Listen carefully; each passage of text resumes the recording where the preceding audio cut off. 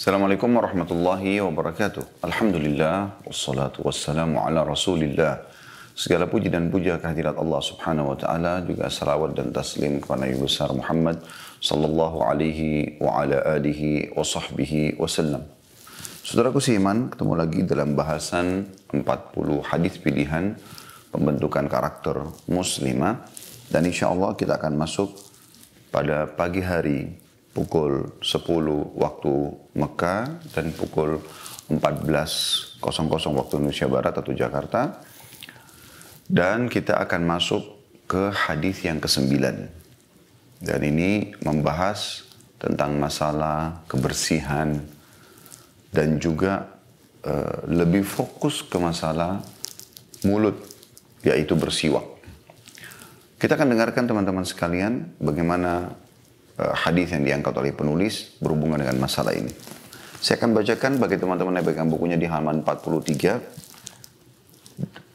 Dari Aisyah radhiyallahu anha, beliau berkata, "Kana Nabiyullahi sallallahu alaihi wasallam yastaku fayu'tini siwaka liagsilahu fa abda'u bihi fa'astaku thumma agsiluhu wa adfahu ilaih." Nabi Allah Muhammad sallallahu alaihi wasallam pernah bersiwak, kemudian memberikannya kepadaku agar aku mencucinya. Maka aku mulai memakainya dan bersiwak. Kemudian aku mencuci siwak tersebut dan memberikannya kepada beliau. Hadis diriwayatkan oleh Abu Dawud. Hadis ini teman-teman sekalian yang diangkat oleh penulis memang sederhana, ringkas, tapi luar biasa isinya. Ada paling tidak 2 poin besar yang bisa kita ambil. Yang pertama, anjuran bersiwak dalam Islam yang akan panjang lebar kita jelaskan insya Allah hadis-hadisnya. Dan yang kedua adalah membangun keromantisan dalam rumah tangga. Karena pembersihan mulut juga ada relevansinya berhubungan dengan masalah itu. Saya akan bacakan dulu di halaman selanjutnya, 44, tentang masalah penjelasan yang diangkat oleh penulis. Cuma selembar saja.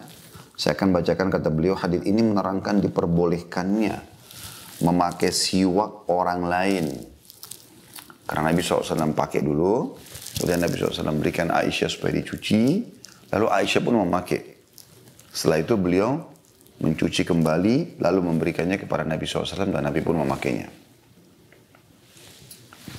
Jadi hadis ini kata beliau menerangkan diperbolehkannya memakai siwak orang lain. Tentunya dengan seizin pemiliknya. Namun disunnahkan sebelum dipakai agar dicuci dahulu kemudian memakainya.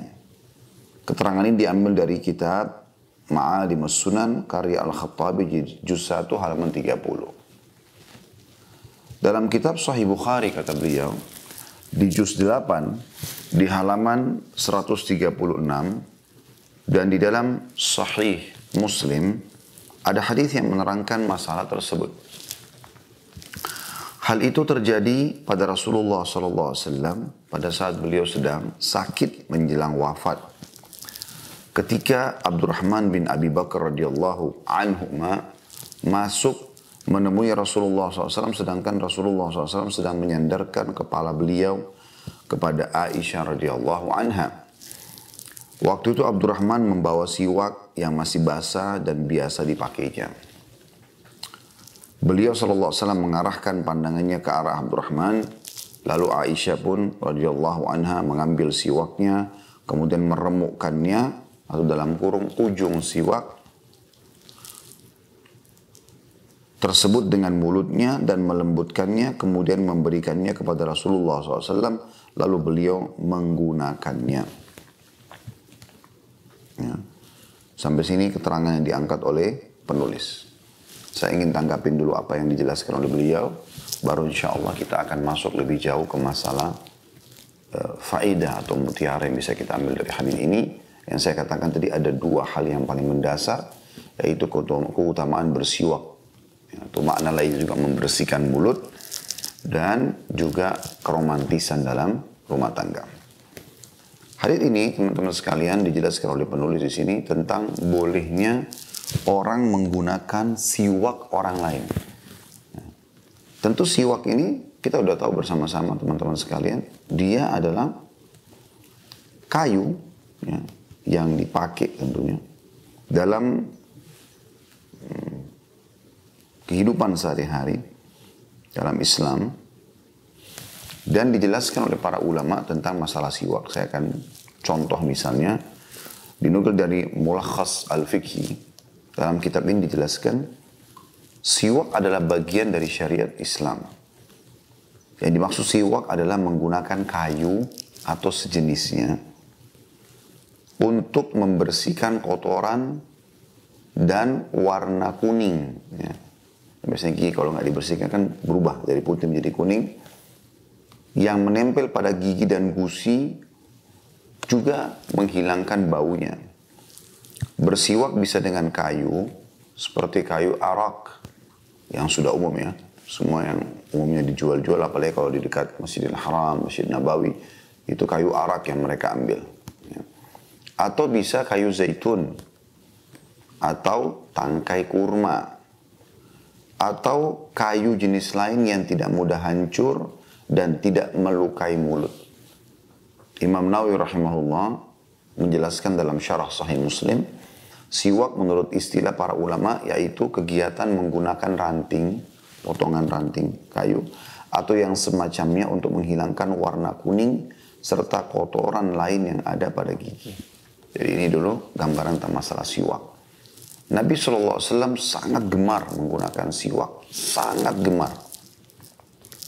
Kegemaran beliau ini SAW memang karena perintah Allah Subhanahu wa taala. Dan beliau menganjurkan keluarganya dan umatnya untuk menggunakannya. Diambil daripada penjelasan hadis tadi. Bagaimana Nabi SAW menggunakan siwak, kemudian beliau menyuruh Aisyah mencucinya, lalu Aisyah pun karena melihat suaminya pakai, akan ada interaksi suami istri, maka beliau menggunakan siwak Nabi SAW yang sudah dicuci, kemudian beliau mencuci lagi, lalu mengembalikannya kepada Nabi SAW. Dan ini metode yang luar biasa bagaimana Nabi SAW dalam membangun keromantisan rumah tangga, beliau tidak marah pada istrinya atau tidak langsung spontan mengatakan baumu mulutmu bau misalnya, atau yang lainnya. Yang kadang-kadang ada orang bahkan sudah tidak mau mendekat dengan pasangannya hanya karena ada seperti ini. Mereka tidak membangun komunikasi yang sehat, baik dengan kata-kata atau bahasa tubuh. Padahal sebenarnya dua hal ini bisa dilakukan. Kalau dengan lisan kita anggap bisa menyinggung, kita bisa dengan menggunakan bahasa tubuh. Atau contoh, Nabi SAW sering kali memberikan atau menggunakan metode yang ketiga. Baru kemudian yang kedua. Gitu ya. Yaitu beliau mencontohkan di hadapan istrinya. Di sini beliau bersiwak depan Aisyah radhiyallahu anha. Maka Aisyah sebagai istri yang peka, yang salihah, selalu ingin mencari ridho suaminya karena ada ridho Allah di situ. Maka dia pun waktu melihat Nabi SAW memberikan siwak itu kepadanya, dia menangkap sinyalnya. Maka dia pun radhiyallahu anha mencuci untuk Nabi SAW. Tadinya dengan niat mau mengembalikan, tapi beliau menggunakannya terlebih dahulu. Kemudian menunjukkan kepada Nabi SAW, kalau saya pun mau pakai bekas Anda gitu. Nah, kemudian beliau mencuci kembali lalu mengembalikan kepada Nabi SAW. Orang yang bertanya, lalu kenapa harus dicuci? Ya begitu perintah Nabi SAW. Jadi Nabi SAW waktu memberikan kepada Aisyah, itu sebenarnya untuk dibersihkan, gitu kan. Tapi Aisyah, terbukti Aisyah mencucinya. Berarti Aisyah menangkap bahwasanya Nabi suruh mencuci. Kalau tidak, nggak mungkin beliau mencucinya, gitu kan. Setelah itu dipakai lalu dikembalikan lagi setelah dicuci yang kedua kalinya. Maka ini menandakan bagaimana metode yang Nabi SAW gunakan sangat luar biasa gitu. Dan boleh juga, sebagaimana perlu dikatakan tadi, menggunakan siwak orang lain.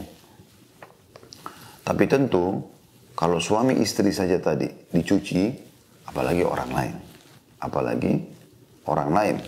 Nah, siwak bisa dilakukan dua hal agar siwak itu selalu layak untuk dipakai. Ya. Kayu siwak itu teman-teman sekalian, banyak orang tidak tahu cara menggunakannya. Mereka menggunakan siwak dengan cara meremukkan ya, atau melembutkan ya, bagian dari atas siwak. Gitu ya. Kemudian dipakai. Nah, dia memakai terus-menerus itu. Dia memakai terus-menerus.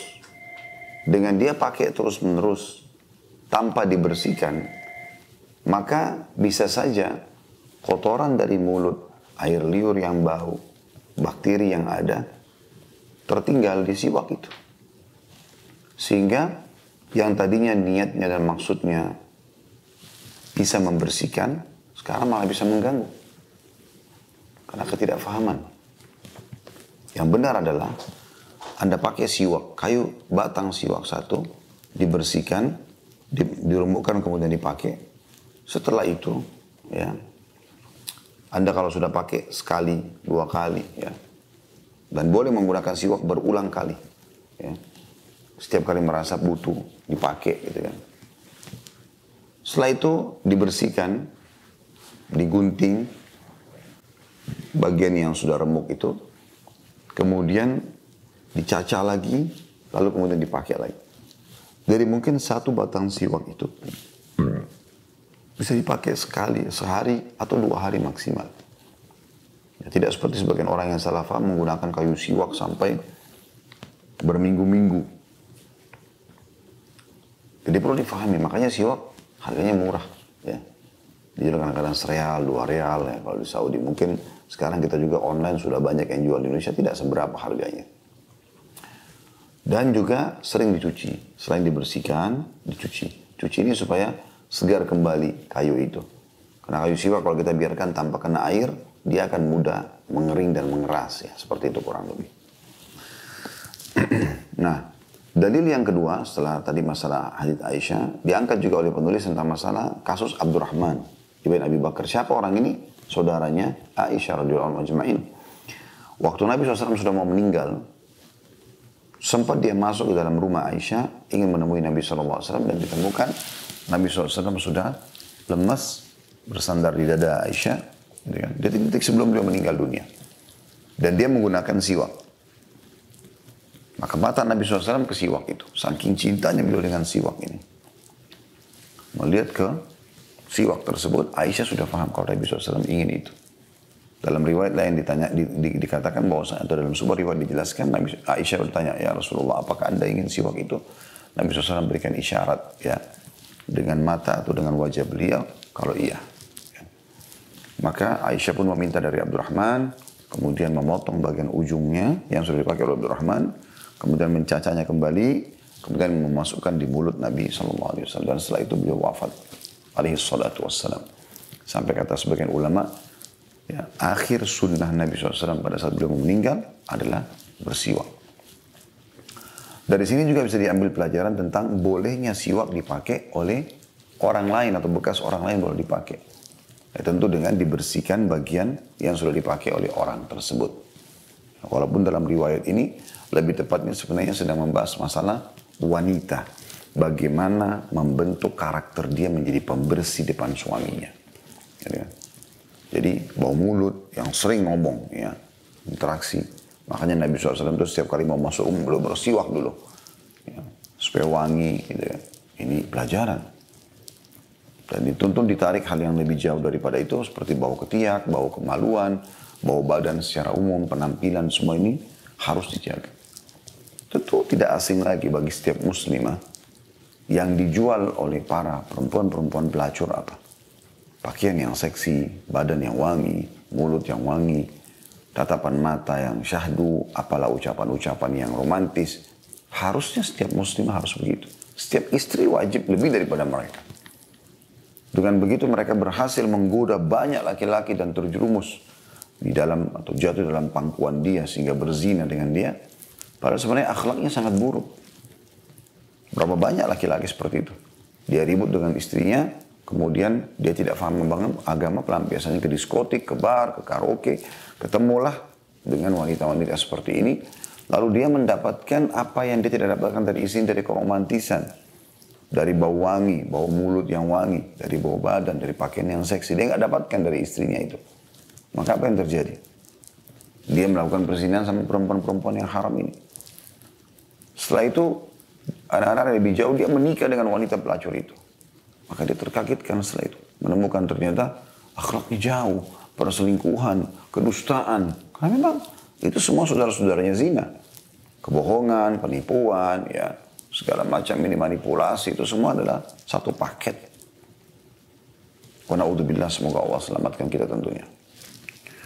Baik teman-teman sekalian, kita akan coba masuk ke mutiara hadis. Tadi itu saya baru menjelaskan lebih jauh apa yang diambil daripada penjelasan penulis tadi ya. Dan memang cuma sampai di situ penjelasan beliau. Kita akan coba ambil mutiara yang lebih dalam lagi, 2 poin. Yang pertama adalah anjuran bersiwak. Sudah saya jelaskan dari siwak seperti apa dalam menggunakan ranting-ranting pohon. Yang paling diprioritaskan adalah pohon arak ya.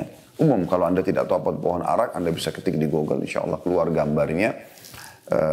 Dan juga teman-teman sekalian, pohon arak ini, kayu siwak ini sudah dijual di Indonesia. Bahkan sekarang juga sudah ada pasta gigi siwak ya, atau menggunakan siwak ya. Siwak ini teman-teman sekalian, kalau seandainya orang tidak menggunakan ranting atau tidak memilikinya, apakah boleh diganti dengan sikat gigi? Jawabannya iya. Itu sudah umum pendapat para ulama ya. Sebagaimana dijelaskan dalam syarah fiqh sunnah tentang bolehnya ya. Pernah ditanya apakah boleh menggunakan atau menggantikan dengan sikat gigi di zaman kita sekarang dengan pasta gigi? Jawabannya boleh ya. Sebagaimana dikatakan jika tidak ada maka boleh menggunakan benda lain yang bisa membersihkan gigi dan mulut, termasuk dalam hal ini menggunakan sikat gigi dan pasta gigi. Ya, seperti itu kurang lebih. Siwak ini hukumnya sunnah. Hukumnya sunnah, bukan kewajiban. Tetapi dia kehilangan banyak pahala kalau dia tidak lakukan. Dinukil dari hadis Aisyah Ummul Mukminin radhiyallahu anha tadi yang merupakan tokoh dalam kisah kita. Beliau mengatakan Nabi SAW bersabda, as-siwaka mutahharatun atau matharatun lil fammi mardhatun lirrabb. Ya.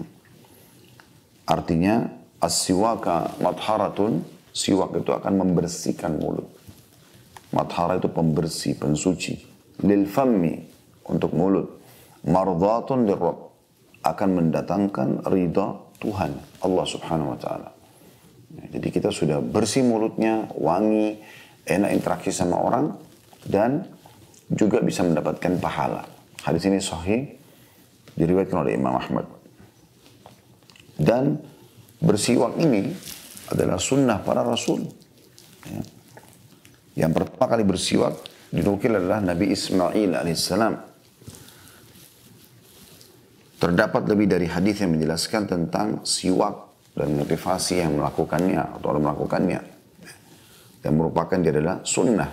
Imam Nawawi berkata siwak hukumnya sunnah dan tidak wajib dalam keadaan apapun, baik ketika hendak sholat maupun kondisi lainnya. Tapi harus dilakukan. Maksudnya anjuran melakukannya itu sangat luar biasa. Tapi karena dia bukan sebuah kewajiban, maka kita tidak katakan orang tidak bersiwak berarti berdosa, atau tidak. Dan subhanallah, siwak ini kalau orang lakukan atau sikat gigi, bau mulutnya wangi, giginya bersih, putih. Kita kalau ngobrol sama seseorang, secantik apapun paras wajahnya, segagah apapun, setampan apapun wajahnya, begitu dia senyum, giginya kotor, udah jatuh di mata kita. Tapi ada orang subhanallah, mungkin wajahnya biasa. Tidak cantik, tidak gagah. Tapi begitu dia senyum, giginya putih, bersih. Orang nyaman interaksi. Karena ini penampilan pertama. Ya, orang sering senyum. Kan gitu. Manfaat siwak sendiri, teman-teman sekalian.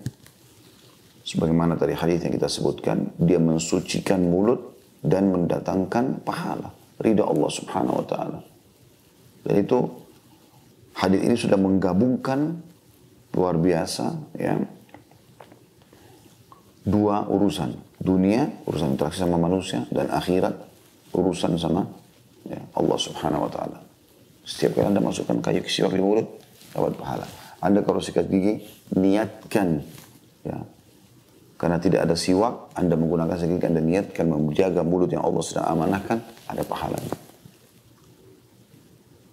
Bahkan sekarang Alhamdulillah lebih daripada itu, sudah ada mouthwash, ya, obat kumur. Kalau saya pribadi coba menggabungkan semua itu. Karena sikat gigi membersihkan kotoran gigi, kesegarannya belum maksimal karena dia hanya di sekitar mulut, ya.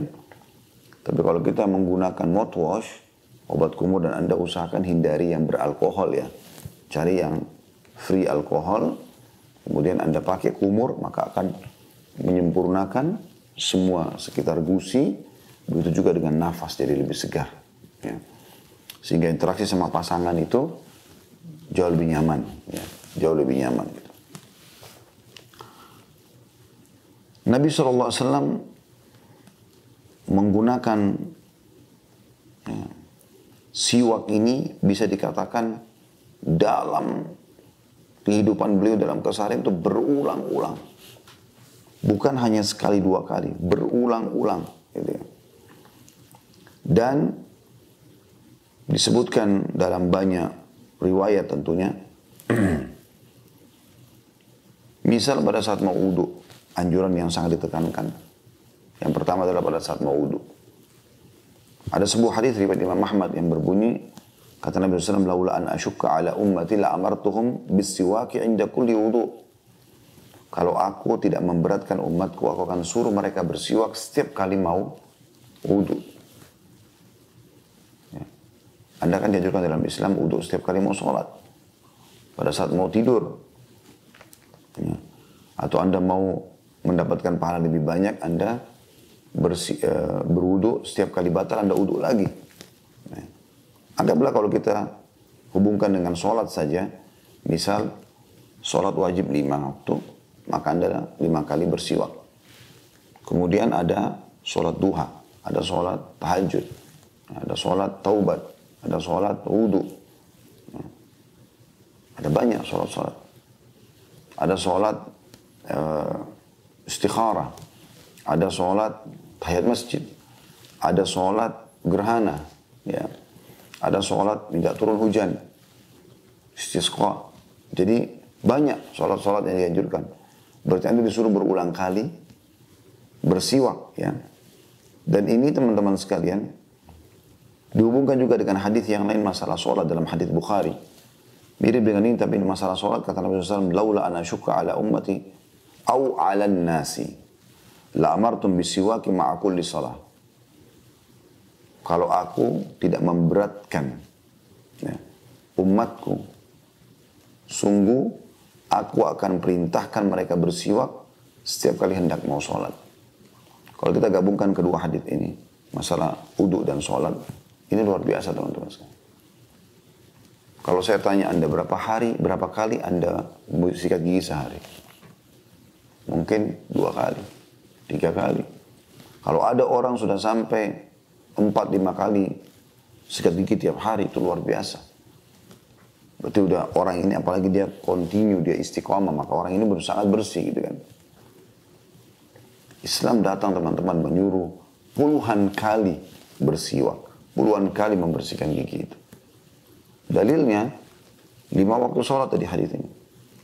Subuh, duhur, asar, maghrib, isya. Anda dianjurkan bersiwak. Setiap kali mau sholat, ya, mau takbir Anda siwak.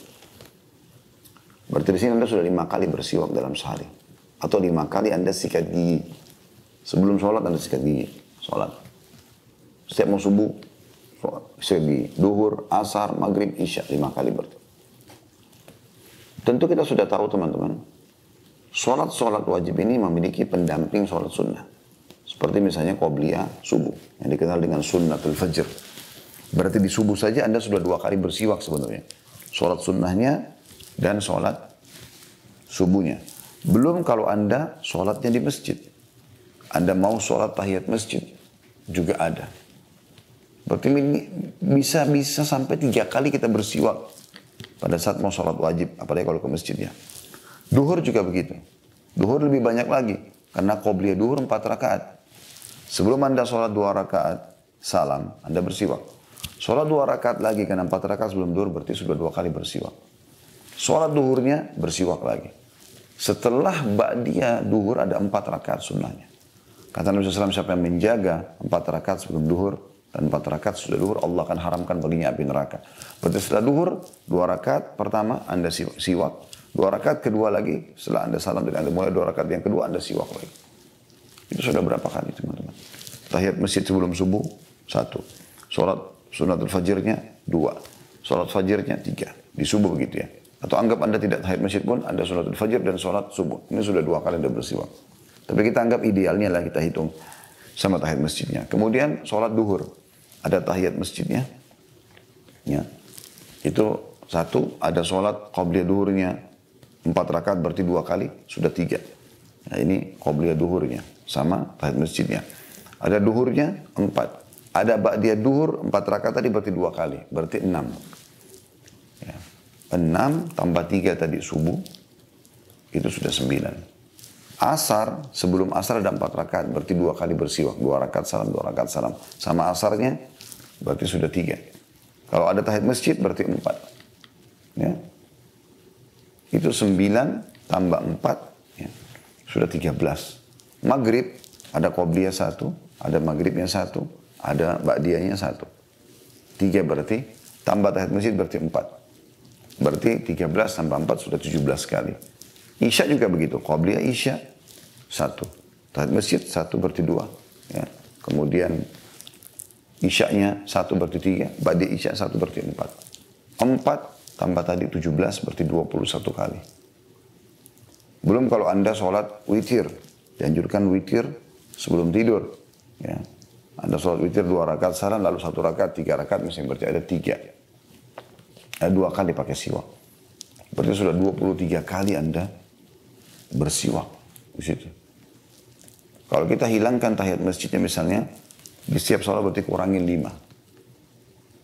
Berarti 23 kurang 5, kurang lebih 18 kali bersiwak berhubungan dengan sholat. Ini sholatnya ya. Setiap Anda mau sholat kan Anda wudhu. Anggaplah Anda wudhu untuk semua itu di 5 waktu sholat saja.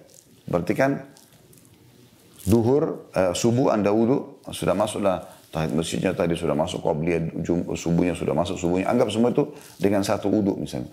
Jadi di setiap sholat 1 kali wudhu berarti 5. Berarti tadi yang kita hapus 5, kalau kita hapus tahiyat masjid, itu dari 23 ke 18, tambah 5 kembali, berarti kembali 23. Kalau kita gabungkan semua dengan siwak sebelum wudhu dan siwak pada saat sholat sunnah, yang tadi itu sudah kita sebutkan, dan sholat wajib, berarti 23 tambah 5. Kurang lebih 28 kali teman-teman sekalian bersiwak dalam sehari kalau kita hubungkan dengan sholat saja. Sholat saja. Ya. Tentu wudhu ada lagi sebelum tidur. Ya. Berarti tadi 28, 29 kali. Ya. Atau setiap kali wudhu, kemudian batal Anda wudhu lagi walaupun bukan waktu sholat.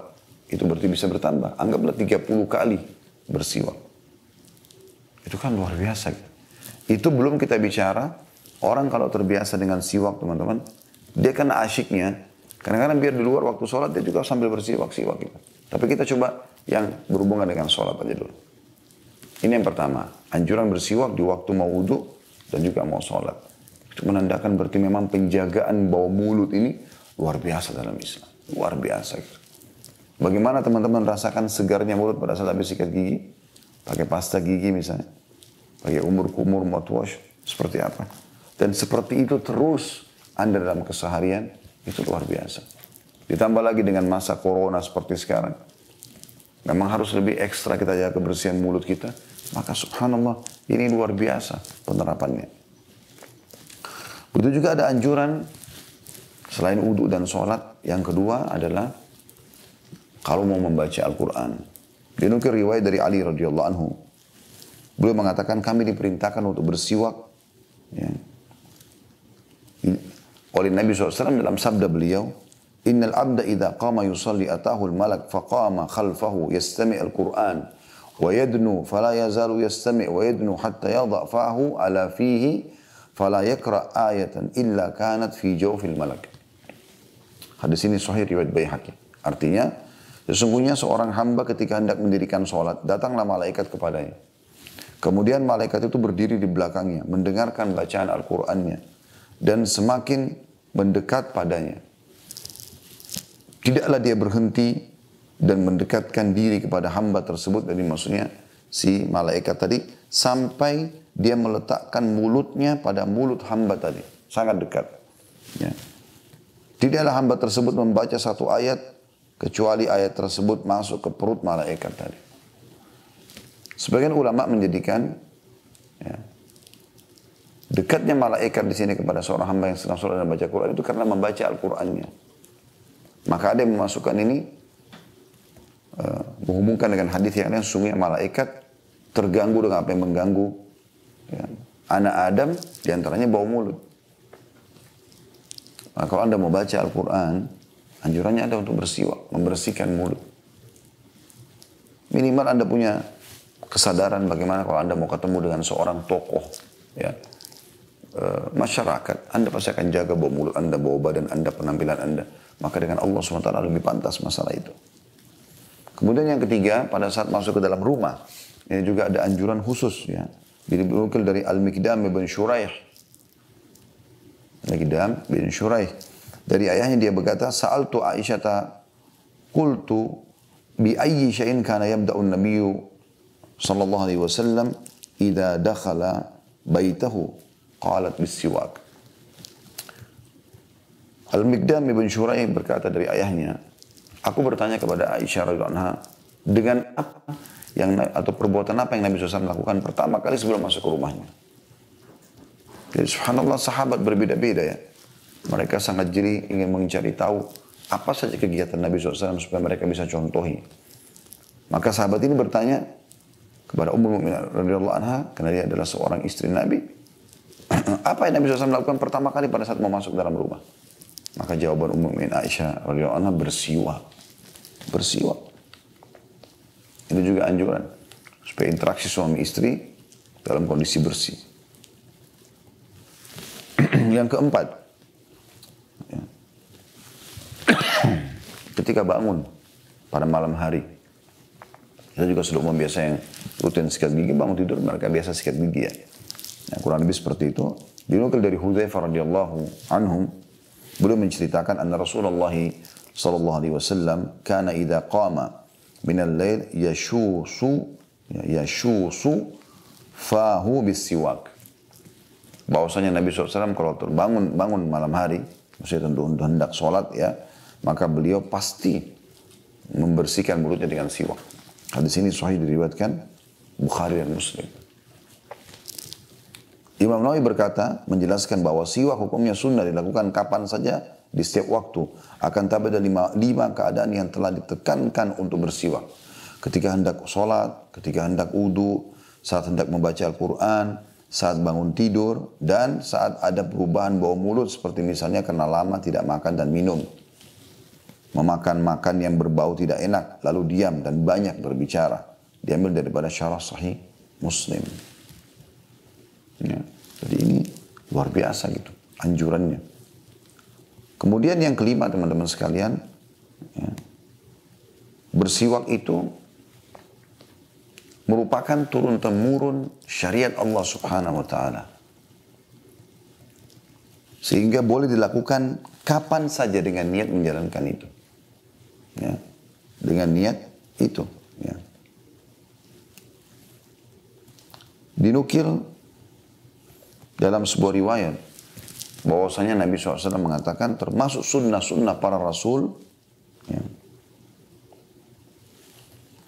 yaitu diantaranya ya, menikah, ya, kemudian bersiwak, ya, itu masuk dalamnya menggunakan minyak wangi. Ya. Maka karena dia syariat yang turun-temurun, teman-teman sekalian, maka sangat dianjurkan untuk seseorang melakukannya. Jadi setiap saat. Jadi sudah semestinya Anda sekarang sudah tidak mengenal waktu lagi untuk bersiwak atau untuk sikat gigi. Setiap saat. Karena saya menemukan ada sebagian orang, dia sikat gigi pagi hari ini. Udah, dia nggak sikat gigi lagi sama sekali sampai tiba malam hari pada saat mau tidur. Jadi jeda waktu yang cukup lama ini dia nggak jaga kebersihan dia. Saya pernah temukan teman-teman berbagi saja ada mouthwash yang kecil yang bisa dikantongin. Saya selalu bawa ya, di kantong atau di tas. Karena kadang-kadang kita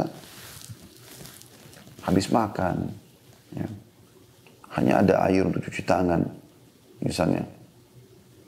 Atau mungkin sekarang orang sudah pakai hand sanitizer saja gitu kan. Maka mulut nggak dijaga. Padahal ini bagian daripada sunnah Nabi alaihi salatu wassalam. Baik, ini yang bisa kita ambil dalam masalah ya, bersiwak. Gitu kan. Saya akan masuk ke masalah poin yang kedua, yaitu pentingnya keromantisan dalam Islam. Ya. Bagaimana Islam mengajarkan agar kita selalu menjaga hubungan suami istri. Cukup banyak riwayat yang dapat dinukil tentang apa yang Nabi SAW lakukan dengan para istrinya ya. Diambil dari firman Allah Subhanahu wa taala, wa ashiruhunna bil ma'ruf. Dan gaulilah mereka dengan cara ma'ruf. Dengan cara baik. Ibnu Abbas mengatakan, perlakukanlah mereka dengan cara baik dalam jima, berhubungan biologis. Ini tentu kalau dirincikan panjang lebar, banyak di antara ulama berbicara masalah itu. Tentang masalah mulai dari bagaimana Nabi SAW kalau masuk rumah bersiwak. Bagaimana beliau dalam riwayat yang baru kita pelajari di buku kita ini, beliau menggunakan siwak lalu memberikannya kepada Aisyah, Aisyah pun menggunakannya gitu kan. Dan ini hal mendasar yang harus diperhatikan. Kemudian juga memakai wangi-wangian. Nabi SAW paling gemar dengan wangi-wangian. Ini kita masih bicara di poin menggauli istri dengan baik ya. Pakai wangi-wangian. Dan Nabi SAW sudah memberikan gambaran sebaik-baik minyak wangi laki-laki adalah yang kuat baunya dan lembut warnanya. Dan sebaik-baik minyak wangi bagi wanita adalah yang terang warnanya dan baunya lembut. Dia terbalik ya. Kalau laki-laki itu justru yang baunya kemana-mana, strong lah ya. Dan ini bagian daripada yang dianjurkan. Bahkan Nabi SAW itu saking sukanya dengan wangi-wangian dikatakan dalam beberapa riwayat sampai meneteskan dari rambut beliau wangi-wangian tersebut. Beberapa sahabat kalau salaman dengan Nabi SAW menemukan bau wangi dari tangan beliau itu sampai bisa bertahan beberapa hari. Ya, saking wanginya. Dan Nabi SAW mengatakan dicintakan untukku dunia kalian ini karena ada wanita yang disayangi, dicintai seperti ibu, istri, anak, adik, ya, tante, dan seterusnya. Ya, ini maksudnya orang-orang yang memang halal dia untuk menyayangi dan mencintai mereka secara langsung. Ya. Dan juga wangi-wangian. Kemudian juga berpakaian yang layak, yang pas. Mungkin seseorang di luar rumah, dia menggunakan pakaian resmi. Tapi pada saat dia sedang dengan pasangannya, dia harusnya menggunakan pakaian yang bisa menarik lawan jenisnya. Ya. Yang dia berpenampilan beda di depan istrinya. Ya. Begitu juga tentu istri, nanti kita akan bicara masalah istri. Semua ini juga berhubungan dengan masalah istri. Walaupun saya bicara tentang masalah bagaimana suami. Yang Allah katakan dalam Al-Quran tadi, wa ashiruna bil ma'ruf. Pakaian ini juga sama. Anda boleh pakai menggunakan celana pendek depan istri, Anda menggunakan baju kaos yang ketat, Anda menggunakan baju singlet, Anda menyisir rambut dengan rapi, segala macam hal. Gitu kan? Bahkan tidak ada salahnya suami istri itu saling memberikan kejutan buat pasangannya dengan misalnya menggunakan baju yang bisa lebih menarik dia sehingga atau lawan jenisnya supaya atau pasangannya supaya bisa interaksi biologis terjadi. Subhanallah, ini fitrah ya. Beberapa jenis hewan Allah Subhanahu wa taala berikan mereka untuk memanggil lawan jenisnya. Mungkin tidak asing, Anda bisa tonton ini banyak ya di YouTube, dengan suara, ada dengan mengeluarkan aroma tertentu, gerakan tertentu. Itu di hewan. Bagaimana dengan manusia yang Allah menciptakan mereka lebih sempurna penampilan, ya gitu. Pakaian, ya. Pilih pakaian-pakaian yang bagus. Ini tentu saya juga tarik kepada wanita ya. Sama halnya dengan wanita tentunya. Bagaimana mereka melakukan juga hal-hal ini. Memilih pakaian yang paling tepat. Selalu bersih bau mulutnya. Ya. Selalu menyisir rambutnya. Yang kata Nabi SAW, kalau seandainya seseorang dari kalian pulang safar, jangan dia pulang ke rumahnya sampai dia memberitahukan terlebih dahulu agar si istri sempat menyisir rambutnya, membersihkan atau memotong bulu kemaluannya. Kenapa sih orang akan interaksi biologis? Kan itu. Subhanallah, banyak biologis ini rusak. Saya sering dikonsultasikan oleh jemaah. Ada di antara ikhwah kita yang bertanya, ada di antara akhwat kita yang bertanya. Dan mereka tuh kadang-kadang berkeluh kesahnya, kalau bagi saya unik ya, karena kok bisa sampai sekian tahun tidak interaksi biologis? Kalau bukan karena sihir, memang ada yang mengganggu mereka, syaitan dan sihir ini, memang karena ada permasalahan yang tidak menyukai, tidak membuat pasangan kita tidak suka mendekat. Dan yang paling sering bau ini. Subhanallah, yang paling sering bau. Bau mulut, bau ketiak, bau kemaluan. Kenapa kita nggak bersih-bersihnya teman-teman sekalian? Ya, sampai Nabi SAW untuk menekankan umatnya, ada 5 fitrah harus dijaga. Memotong kuku, ya, mencukur kumis bagi laki-laki ini, kalau cukur kumis laki-laki, kemudian masuk ke mencabut bulu ketiak, mencukur bulu kemaluan, dan juga khitan, sunat, mencukur bulu kemaluan, mencukur bulu ketiak, ya, mencabut bulu ketiak, mencukur bulu kemaluan, memotong kuku dan mencukur kumis bagi laki-laki. Fitrah.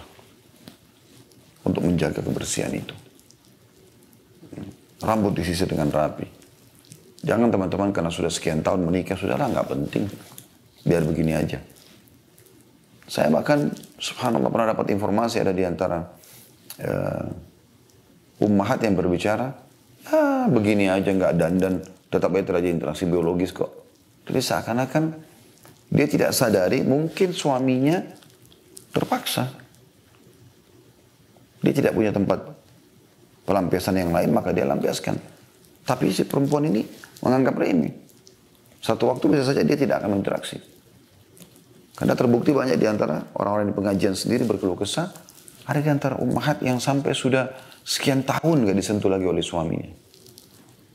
Ternyata tidak ada hubungannya sama sihir. Maka saya berikan masukan, coba Anda mulai dari ini. Penjagaan bau mulut, penjagaan bau ketiak, penjagaan bau kemaluan, dibersihkan semuanya. Itu bagian daripada syariat, bukan aib untuk membicarakannya. Ya. Maksud dalam asyiruna bil ma'ruf setelah pakaian, rambut, ya, adalah tutur kata. Tutur kata yang baik. Tentu agak sulit teman-teman kalau intonasi suara yang tinggi, teriak-teriak, terus kemudian tiba-tiba mau terjadi interaksi biologis. Atau kita memancing emosi pasangan. Ya. Tapi pada saat candaan, ya, kata-kata yang romantis, ya, puji-pujian, harus royal pujian dalam rumah tangga, royal pujian. Bahkan dalam pujian terhadap pasangan boleh berbohong. Boleh suami mengatakan pada istrinya, saya belum pernah melihat perempuan secantik kamu. Atau kamu manusia paling cantik, wanita paling cantik di dunia. Mungkin juga istri mengucapkan itu pada suaminya. Demi itu menggembirakan dalam hati. Walaupun memang kalau Allah SWT berikan dia kelebihan dan kita ucapkan tulus dari hati itu bagus. Tapi kalau misalnya pun tidak, maka boleh kita ucapkan itu. Itu kan bagian daripada hal yang diperhatikan itu. Karena interaksi biologis ini akan terus terjadi. Bagaimana Nabi SAW membangun keromantisan itu. Kemudian yang kedua, selain daripada ashiruhun bil ma'ruf, adalah sering memberikan hadiah teman-teman. Untuk membangun keromantisan rumah tangga. Kata Nabi SAW, tahadu, tahabu. Saling memberikan hadiah, kalian akan saling mencintai. Saya melihat ya, sering terjadi, ini karena kita bicara masalah karakter muslimah. Hampir mayoritas muslimah selalu berharap suaminya kasih hadiah. Oke, suaminya romantis, dikasih hadiah lah dia. Dikasih bunga, kasih pakaian, dibawa ke luar negeri, jalan-jalan, segala macam. Oke, dipenuhi semuanya. Tapi sekarang pertanyaan saya kebalik. Wahai muslim yang mengikuti acara kita, apakah Anda sudah lakukan pada suami Anda itu? Ada bahkan wanita, sudah sekian tahun menikah sama suaminya, menghadiahkan baju kaos saja. Nggak pernah. Dia selalu pikirkan diri dia, perawatan dia. Tapi suamimu bagaimana? Coba, kalau masuk ke toko parfum, lagi pengen beli parfum tertentu, ingat suami, beli satu pasang. Dan subhanallah laki-laki itu, secara alami fitrah, suka mengenang dan suka berterima kasih apa yang diberikan. Ibu mungkin tidak asing kalau misalnya ibu masak masakan yang enak. Sering kali kadang-kadang suaminya ibu bilang, makanan yang itu hari enak sekali. Atau kalau ada tamu, ini istri saya pintar sekali masak. Dia kalau buat ini dan itu enak sekali. Itu memang fitrah. Artinya kalau ibu memberikan kepada suami, itu akan sangat berbekas pada jiwa dia. Memberikan hadiah. Kemudian yang ketiga, ini mungkin juga yang kadang-kadang orang anggap rancu ya. Padahal sebenarnya boleh dalam Islam. Karena Nabi SAW melakukan itu mandi bersama. Walaupun tidak setiap saat. Tapi minimal kerjakan. Kalau minimal Anda memang merasa buru-buru, mungkin sekali. Dalam sehari atau sekali dalam sepekan atau sekali dalam sebulan atau sekali dalam seumur hidup lah. Kalian tidak menjalankan sunnah Nabi SAW. Mandi bersama, berendam bersama. Karena Aisyah menceritakan itu. Aku pernah mandi berdua bersama Nabi SAW. Ya. Dan kami mandi dari satu wadah air. Ya aku mengatakan sambil bercanda, ya Rasulullah sisakan untukku. Mereka mandi junub bersama. Ini pembangunan keromantisan semuanya. Kemudian yang kelima, memenuhi kebutuhan tentunya. Semampunya. Loyalitas. Diikuti dengan royal. Kalau misalnya kapan suami butuh untuk ditemani ketemu orang tuanya, suami butuh untuk ditemani ke satu tempat, diajak safar, diajak biologis, kebutuhan dia penuhi. Begitu juga dengan istri. Bagaimana suami memenuhi kebutuhan dia. Tentu semampunya. Kalau ada udzur syar'i disampaikan dulu baik-baik. Makanya juga bagian daripada hal yang membangun keromantisan. Ya. Yang keenam, suka sering berterima kasih. Ya juga penting sekali. Selalu berterima kasih, selalu berterima kasih. Jazakallahu khair, jazakillahu khair. Masuk dalamnya, kita tambah yang ketujuh, berdoa, mendoakan pasangan. Selalu baca Rabbana hablana min azwajina wa dhurriyyatina qurratan waj'alnal muttaqina imama. Ya Allah jadikan pasangan-pasangan kami, anak-anak kami, qurrata ayun, penyejuk mata kami. Dan jadikanlah kami pemimpin orang-orang yang beriman. Gitu kan? Dan tidak kalah penting teman-teman, ingat semua itu kita lakukan karena Allah Subhanahu wa taala agar mendapatkan pahala. Ya. Kemudian kalau kita tambahkan yang kedelapan, mungkin ya, itu adalah menyentuh atau menggunakan mungkin ya benda-benda yang bisa dipakai secara bersama. Nah, contoh tadi misalnya siwak ini Nabi SAW pakai, Aisyah pakai, lalu dikembalikan kepada Nabi SAW. Dan pernah juga terjadi, Aisyah menjelaskan radhiyallahu anha, aku pernah dalam kondisi haid, lalu aku makan bersama Nabi SAW dan aku minum air, kemudian Nabi SAW mengambil gelas bekasku dan meletakkan bibirnya di bekas bibirku, di gelas itu maksudnya.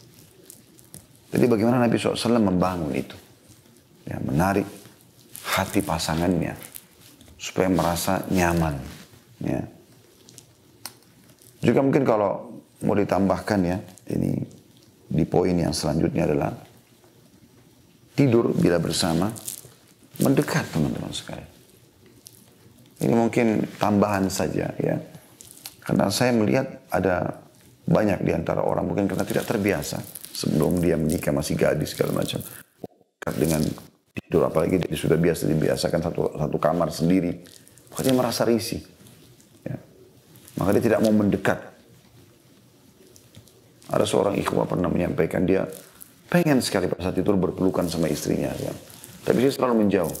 Dan bahasa dia tanya, kenapa kau menjauh dari saya? Oh karena kamu ngorok tidurnya. Kan tidak mungkin orang juga ngorok. Itu dibuat-buat pertama. Yang kedua, masa orang baru mau pelukan terus tiba-tiba ngorok kan nggak mungkin. Mungkin pada saat sudah tidur itu sudah berjalan lah istilahnya. Ini penting kedekatan tubuh. Halal. Mengecup sebelum tidur. Mengucapkan doa tidur bersama-sama. Mengingatkan agar ya, bangun sama-sama. Ini juga poin penting tambahannya. Beribadah bersama. Kalau memang ibadah itu bisa dilakukan bersama seperti sholat malam. Itu tambahan juga bisa. Karena Nabi SAW mengatakan, kalau semoga, begini haditsnya, semoga Allah merahmati seorang laki-laki yang pada saat dia terbangun malam, dia mau sholat malam, dia bangunkan istrinya.